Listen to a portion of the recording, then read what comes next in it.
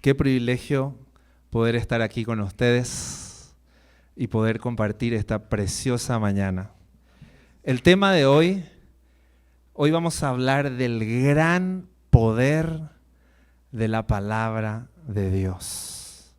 El gran poder de la palabra de Dios. Y vamos a estar leyendo el Salmo capítulo 1, que contiene 6 versículos. Y antes de iniciar con la lectura del Salmo 1, quisiera dar una introducción general acerca de la Biblia, la palabra de Dios.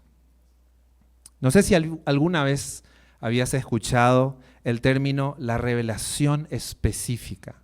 La Biblia es la revelación específica de Dios al ser humano. La revelación general de Dios es otro término, revelación específica, revelación general. ¿Qué es la revelación general? Es la forma en que Dios se revela al ser humano a través de la naturaleza. El ser humano puede saber que algún Dios tiene que existir, pues al mirar la maravilla de la naturaleza y el universo, no hay duda de que existe un ser superior. No podemos conocerlo a través de la naturaleza, no podemos saber si tiene algún nombre o si tendrá algún plan, pero esa es la revelación general, la forma en que Dios se revela a nosotros a través de la naturaleza. Hay un versículo del Salmo 19:1 dice: los cielos cuentan la gloria de Dios y el firmamento anuncia la obra de sus manos. Entonces, al mirar los cielos y las estrellas, el sol y la creación, podemos llegar a la conclusión de que algún ser superior tiene que existir que haya diseñado todo esto de una manera tan hermosa. Pero no podemos conocer a ese Dios, ni su nombre, ni si tiene algún plan, ni si se interesa en nosotros. Eso se llama revelación general. Ahora, ¿qué es la revelación específica? La Biblia es la revelación específica de Dios. Es la forma en la que Dios se revela al ser humano a través de su palabra escrita e inspirada. Es decir, a través del Antiguo y el Nuevo Testamento. Dios, a través de la Biblia, nos demuestra que quiere que lo conozcas personalmente. Por lo tanto, se aseguró de que recibas un documento escrito como este, un documento escrito a través del cual Él te abre su corazón, te cuenta su nombre, te cuenta sus intenciones y sus planes, te cuenta tu origen, de dónde vienes, te cuenta cuánto vales para Él, tu vida sí tiene significado, te cuenta que no sos un accidente de la naturaleza. Te cuenta por qué en el mundo hay tanto dolor, pero que Él va a terminar con todo tu sufrimiento, porque Él mismo ha venido a rescatarte.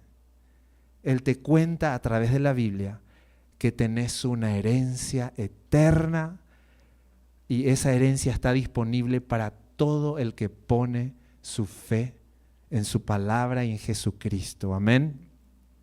Eso se llama revelación específica y se refiere a la Biblia. Otros aspectos interesantes de la Biblia. No sé si sabías que la Biblia es tan espectacular porque quiero hablarte sobre la unicidad de la Biblia. ¿Qué significa esto? La Biblia fue escrita en un periodo histórico de aproximadamente 1500 años. Contiene 66 libros escritos por 40 autores diferentes que provienen de distintos trasfondos y culturas. Algunos de ellos fueron profetas, hubo un sacerdote que escribió parte de la Biblia, otro fue un cobrador de impuestos, algunos fueron pescadores, Uno fue un fariseo de los más excelentes y al mismo tiempo fabricante de carpas. Un doctor, Lucas. Algunos fueron militares, otros fueron reyes. Algunos fueron ricos, otros pobres. Algunos tuvieron alta educación y otros casi nada de educación. Parte de la Biblia fue escrita en el desierto y otras partes de la Biblia fueron escritas en cárceles, como Jeremías y Pablo. Fue escrita en 3 continentes y en 3 idiomas diferentes: hebreo, griego y una pequeña porción en arameo. Por lo tanto, nadie puede pensar que algún hombre fue tan creativo que inventó la Biblia. Los autores y manuscritos son de distintas épocas de la historia. Así que los autores no pudieron haberse reunido para decir: che, vamos a crear una linda historia que pueda convencer al mundo entero. Imposible si algunos vivieron 1500 años, 1000 años antes de Cristo, otros 700 y otros en el primer siglo. Lo más impactante de la unicidad de la Biblia es que a través de todos los libros de la Biblia existe un hilo rojo que conecta toda la Biblia, y ese hilo rojo es Jesucristo y el plan de salvación de Dios para la humanidad. Ese hilo rojo y todo lo que acabo de mencionar se conoce como la unicidad de la Biblia. Quiero hablarte también sobre la transmisión de la Biblia. La Biblia es muy singular entre todos los escritos en la tierra. La Biblia fue escrita cuando no existía papel. Se escribió sobre un material llamado papiro y algunas partes en cuero. ¿Y sabes qué? Todo se escribía a mano. Quisiera mencionar algunos de los manuscritos antiguos, piezas famosas de literatura. ¿Y cuántas copias existen en el mundo? El primero que quiero mencionar es los manuscritos originales de Platón. ¿Saben cuántos manuscritos existen? 7. En todo el mundo. Ok, 7. Qué bueno. Heródoto, otra pieza grande de literatura. Existen 8 copias originales. La Ilíada de Homero, una de las piezas más grandes de la historia en literatura. 263 copias en todo el mundo. Ahora, ¿saben cuántos manuscritos del Nuevo Testamento existen? Más de 24.600 copias de los primeros 4 siglos después de Cristo. Todo esto sin contar los manuscritos del Antiguo Testamento. Algunos expertos estiman que existen 66.000 manuscritos de la palabra de Dios. La gran cantidad de manuscritos de la Biblia que se han encontrado a lo largo de la historia demuestra que el texto bíblico ha sido transmitido con gran precisión a lo largo de los siglos y llega hasta tus manos hoy. Hasta lo tenemos en internet.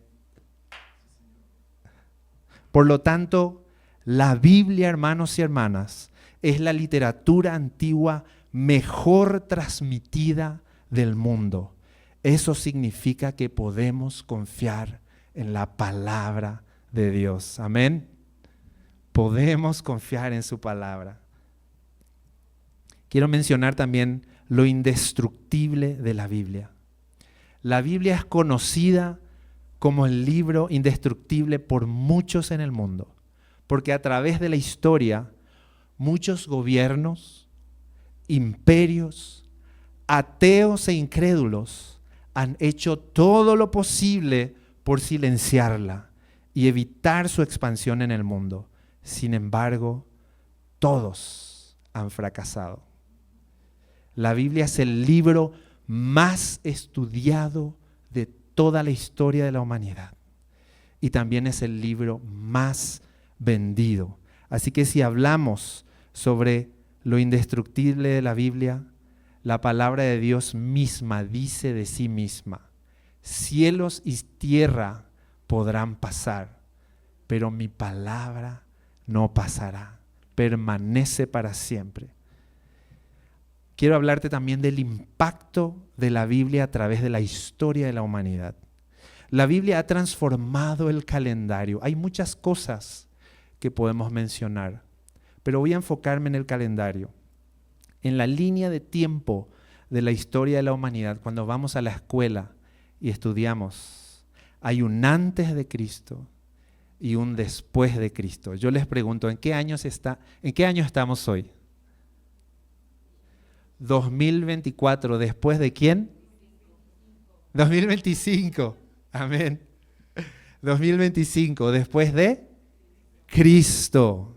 Gracias por esa ayuda. Me estoy despertando. Quiero hablarte también sobre la relevancia de la Biblia a través de los siglos. La Biblia nunca ha dejado de ser relevante. Lee la Biblia y ella te dirá exactamente cuál es tu condición, cuál es tu necesidad y te proveerá la solución. La Biblia nos hace una radiografía del espíritu y del corazón, desnuda nuestra mente y en su gracia el Señor, a través de su palabra, nos ofrece salvación en Cristo Jesús. La Biblia es relevante en todos los tiempos y tiene poder para transformar tu vida y la mía. Así que hoy vamos a leer el Salmo 1 y quiero hablarte brevemente sobre el Salmo 1 mientras vas preparando, quizás en tu teléfono, quizás en tu Biblia física. ¿Quién fue el autor del Salmo 1? David escribió 73 de los salmos, Asaf escribió 12, hijos de Coré escribieron 9, Salomón escribió 2, y otros autores como Etán, que escribió 2, Emán escribió 2, Moisés escribió 1, y existen 51 salmos anónimos. No tenemos certeza de quién los ha escrito, pero de esos 51 salmos que encontramos en la Biblia, el Nuevo Testamento le atribuye 2 a David. Entonces existe la gran posibilidad de que David haya escrito todos esos anónimos. ¿Cuál es el propósito del libro de los Salmos? Proporcionar poesía para la alabanza, adoración y confesión a Dios. Eso es lo que hacemos en la iglesia y alrededor del mundo. Cantamos las canciones y muchas de ellas son parte de los salmos. Destinatarios, ¿a quién fue dirigido el libro de los salmos? Al pueblo de Dios, tanto Israel como nación y a toda la iglesia en el mundo. ¿Cuándo fue escrito los salmos? Entre el 1440, porque Moisés vivió en ese tiempo, pero como hay otros escritores en otros momentos de la historia, entre 1440 hasta el 586 antes de Cristo. ¿Sí? Así que con esto en mente, les invito a leer conmigo el Salmo 1. Abramos nuestras Biblias en el Salmo capítulo 1.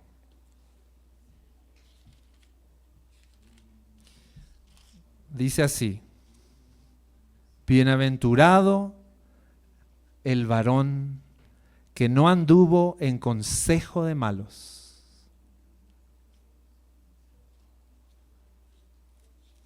bienaventurado el varón que no anduvo en consejo de malos y que no anda con pecadores, ni se junta con burlones, sino que en la ley del Señor se deleita y medita en ella de día y de noche. Estas personas son como árboles plantados a la orilla de un río, que siempre dan fruto en su tiempo. Sus hojas nunca se marchitan y prosperan en todo lo que hacen. No sucede lo mismo con los malos.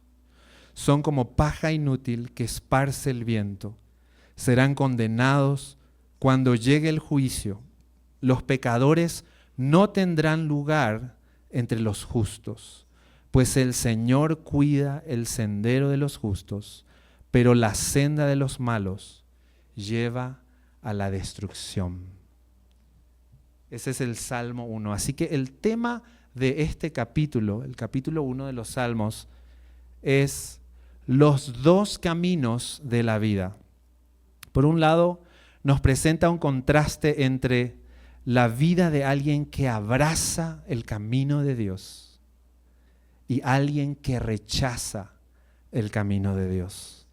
Son 6 versículos. Los 3 primeros hablan de alguien que abraza el camino de Dios. Y en el versículo 1 comienza con la palabra bienaventurados. Ahora, ¿qué significa esta palabra? En el hebreo original, el diccionario Strong nos dice que alguien bienaventurado posee un elevado estado de felicidad y gozo, implicando circunstancias muy favorables de disfrute. Ahora, lo interesante de la palabra bienaventurados es que Jesús usó esa palabra, la misma palabra, en el Nuevo Testamento, en el Sermón del Monte. Y él utilizó el griego, la palabra es makarios, bienaventurados. Y Jesús utiliza esta palabra para describir a las personas que son ciudadanos del cielo, miembros del reino de Dios. O sea, cuando alguien te llama bienaventurado, te está diciendo, verdaderamente eres un hijo de Dios. Verdaderamente eres una hija de Dios, perteneces al reino. Algunas versiones de la Biblia traducen la palabra bienaventurados como benditos, dichosos, felices, qué alegría. Ahora, no es que la palabra bienaventurado se use, no es tan común hoy en día. Nadie te va a decir, hey, bienaventurado, ¿me puedes ayudar en algo? O sos la persona más bienaventurada que conozco. Pero lo interesante de eso es que generalmente es Dios el que describe a sus hijos con esta palabra en la Biblia. Ahora, ¿quiénes son bienaventurados? Porque el versículo 1 dice, bienaventurados los que no siguen el consejo de los malos, ni andan con pecadores, ni se juntan con burlones. Entonces, estas personas que no siguen el consejo de los malos, ellos son bienaventurados. ¿Qué significa no seguir el consejo de los malos? Los bienaventurados son los que deciden no vivir según la filosofía de turno de este mundo. ¿Y qué es la filosofía de turno en la sociedad? La filosofía de turno se refiere a aquello que la sociedad impone como lo más importante en la vida del ser humano. Aquello que va a ocupar el lugar más importante en tu corazón. La sociedad impone esto basándose en su propia sabiduría, sin considerar a Dios ni a su palabra. Te voy a dar algunos ejemplos. La sabiduría del mundo te dice, lo más importante en esta vida es ganar dinero.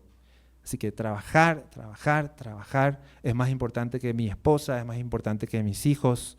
Esos son los consejos de la sociedad de hoy. O sea, el dinero como centro de mi vida. Otro ejemplo, yo vivo para la fama.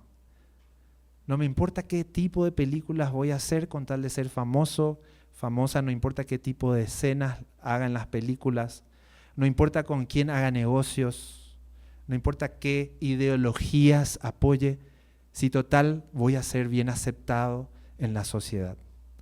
Eso es la fama como el centro de la vida. Otra forma de consejo de malos o filosofía de turno: yo vivo para mi cuerpo. A mi cuerpo le voy a dar el mejor gimnasio, todos los mejores tratamientos, porque mi cuerpo es lo que me va a ayudar a conseguir lo que quiero en esta vida y tengo solo una vida. Entonces el centro es mi cuerpo y no doy tiempo para nada más. ¿Tiempo para Dios? No, tengo que cuidar mi cuerpo. ¿Ok? Otra forma de filosofía de turno: yo vivo para satisfacer mis deseos. El placer como el centro de mi vida. O yo vivo para tener poder. Hay personas que al tener tantos deseos de poder lograr algo, consulta o se involucra en situaciones peligrosas que no agradan al Señor. Una de ellas es el ocultismo y sus diversas formas. Por ejemplo, yo quiero conquistar a esa persona en el amor, así que voy a consultar con tal brujo o tal persona que me haga un trabajo, no sé cómo le llaman por aquí. En las culturas latinas es muy importante, se practica mucho. Entonces, la filosofía de turno consiste en priorizar lo que la sociedad me impone y lograrlo cueste lo que cueste, sin que Dios importe y sin que mi prójimo importe. Tenemos varios ejemplos de personas que hacen cosas así, ¿no? Podemos imaginarnos políticos en varias de nuestras naciones, empresarios, narcotraficantes, pero ¿qué hay adentro del hogar? También dentro del hogar, a veces personas con facilidad siguen lo que la sociedad impone y muchas veces arriesgan su familia. Y ni qué decir su relación con Dios, o no lo conocen. Por eso, bienaventurados los que no siguen el consejo de malos, ni lo que impone la sociedad. ¿Quiénes más son los bienaventurados? Según el Salmo 1, bienaventurados son los que se deleitan en la ley del Señor, meditando en ella de día y de noche. Los que deciden vivir según la sabiduría o la palabra de Dios son estas personas. Ahora, cuando el Salmo 1 habla de la ley del Señor, el que se deleita, disfruta de la ley del Señor, ¿a qué se refiere con la ley del Señor? Se refiere a toda la Biblia, el Antiguo Testamento y el Nuevo Testamento, pero mi pregunta es, ¿quién disfruta de leer la Biblia en este mundo? No cualquiera, ¿no? Esto me recuerda a mis estudiantes de secundaria. Yo me presento, por si no lo sabían, por varios años enseñé inglés en varias instituciones de mi país. Y esto me recuerda a una institución cuando me contrataron para uno de los colegios donde enseñaba inglés. Me dijeron de entrada, este colegio no es una institución confesional. Aquí no podés hablar de Dios. Y yo les dije, ok. Lo que pasa es que yo tenía como hábito hacerlo en todos los colegios.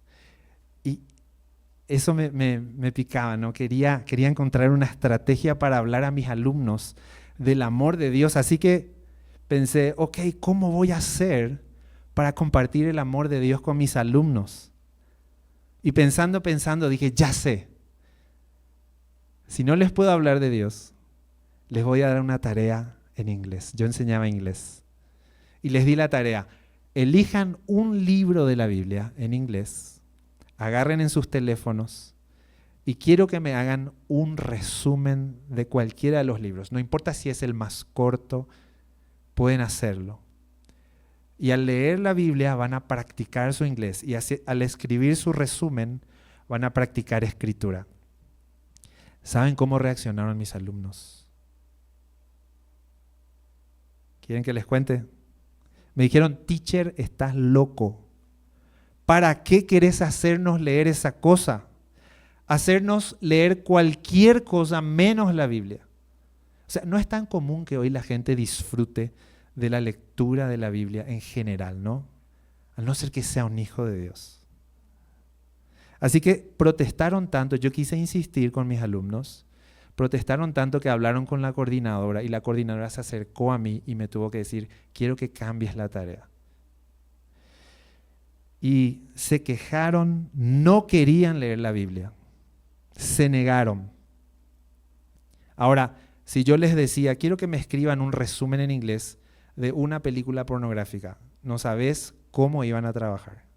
Se iban a concentrar, iban a hablar de eso toda su vida, nunca se iban a olvidar, iban a querer hacerlo sí o sí. Nadie iba a protestar. Así que, ¿quiénes son bienaventurados, hermanos y hermanas?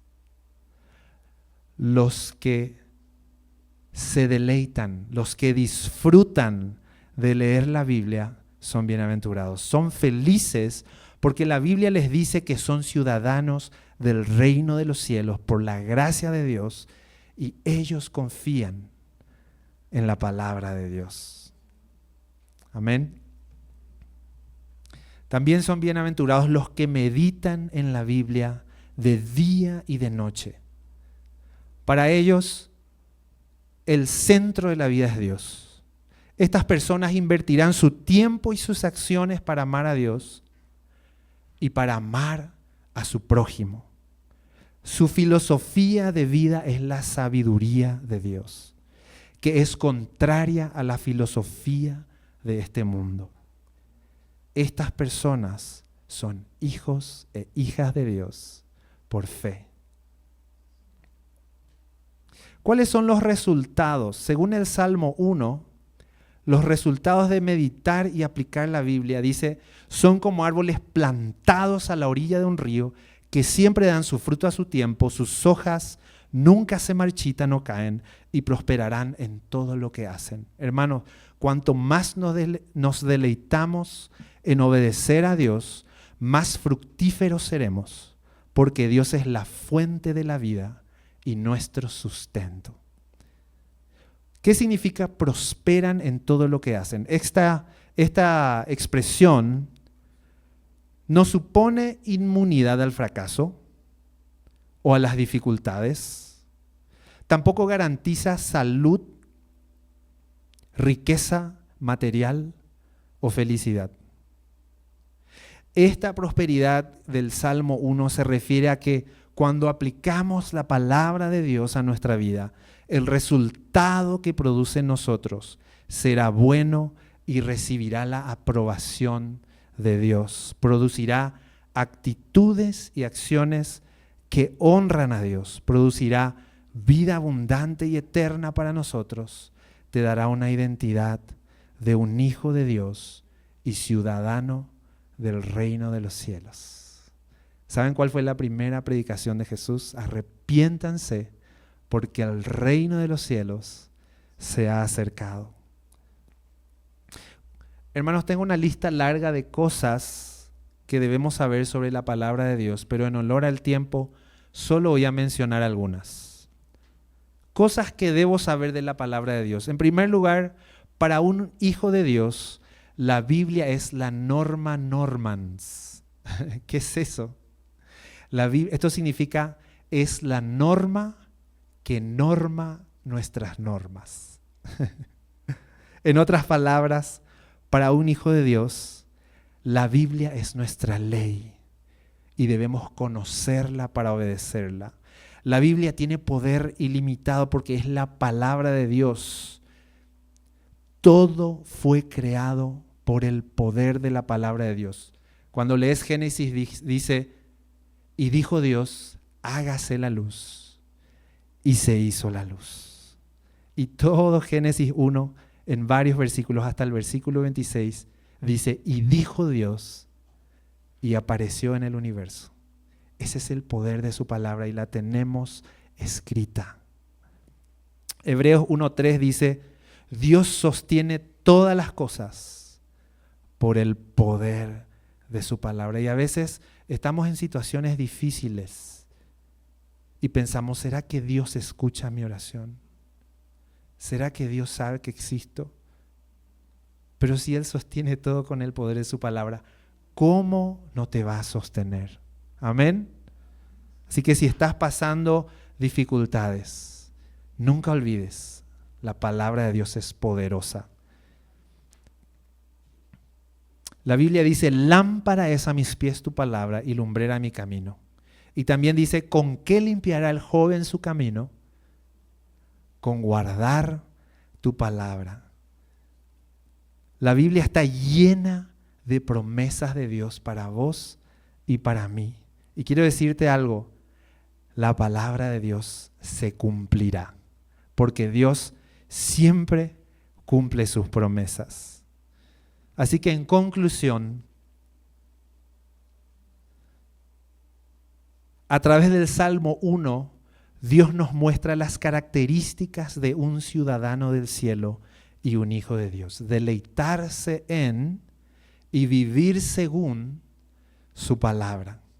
También en el Salmo 1, Dios nos invita a meditar en su palabra porque es fuente de vida abundante y eterna, así como el agua es fuente de vida y salud para un árbol.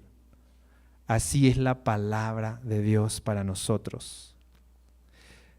Y número 3, Dios nos enseña a través del Salmo 1 que despreciar su palabra es el camino a la muerte eterna. Despreciarla es rechazar el plan de Dios para nuestras vidas. Y Jesús dijo, yo soy el camino, la verdad y la vida. Nadie viene al Padre si no es por mí. Y Dios decidió revelarse a nosotros a través de su palabra. Amén. Quiero terminar con algunas aplicaciones prácticas. ¿Cómo podemos practicar en nuestra vida lo que hoy aprendimos? Número 1, lee. Invierte tiempo en la lectura de la Biblia para conocer el plan de Dios. Tiempo con Dios. Número 2, haz de la meditación un hábito. Considera cómo aplicarla a tu vida para obtener la bendición de Dios. Llena tu mente de su palabra y Dios guardará tus pensamientos y tu corazón. Número 3, participa de un grupo de estudio bíblico y de los servicios de los domingos. Número 4, cuando estés pasando por pruebas, cuando estés en el peor momento de tu vida, en el tiempo más oscuro, recuerda el gran poder de la palabra de Dios. Solo ella tiene el poder para sostenerte, liberarte, darte vida abundante y la paz que sobrepasa todo entendimiento. Número 5, este es un consejo que mi esposa y yo solíamos practicar. Adorna tu casa con sus promesas. Puedes hacerlo en la cocina, pones un versículo, una promesa de Dios, que cuando estés de repente olvidándote o en el lleno de compromisos, lleno de trabajo y puedas leer ahí, estés preocupado o preocupada, la palabra de Dios te infunda ánimo. 6, enseña a tus hijos y a otros la palabra de Dios. Y 7, memoriza las promesas de Dios. Memorízalas. ¿Sabías que las promesas de Dios no tienen fecha de vencimiento? Tienen fecha de cumplimiento. Aunque el tiempo pase y las circunstancias cambien, su fidelidad permanece inquebrantable. Amén. Oremos. Señor Jesús, te damos la honra, te damos la gloria, te agradecemos por el gran poder de tu palabra. Te rogamos, Señor, que tu palabra nos transforme. Te rogamos, Señor, que tu palabra nos dé vida y que podamos conocerla profundamente. Háblanos, Señor. Háblanos, Señor. Transforma nuestra vida. En el nombre de Jesús. Amén.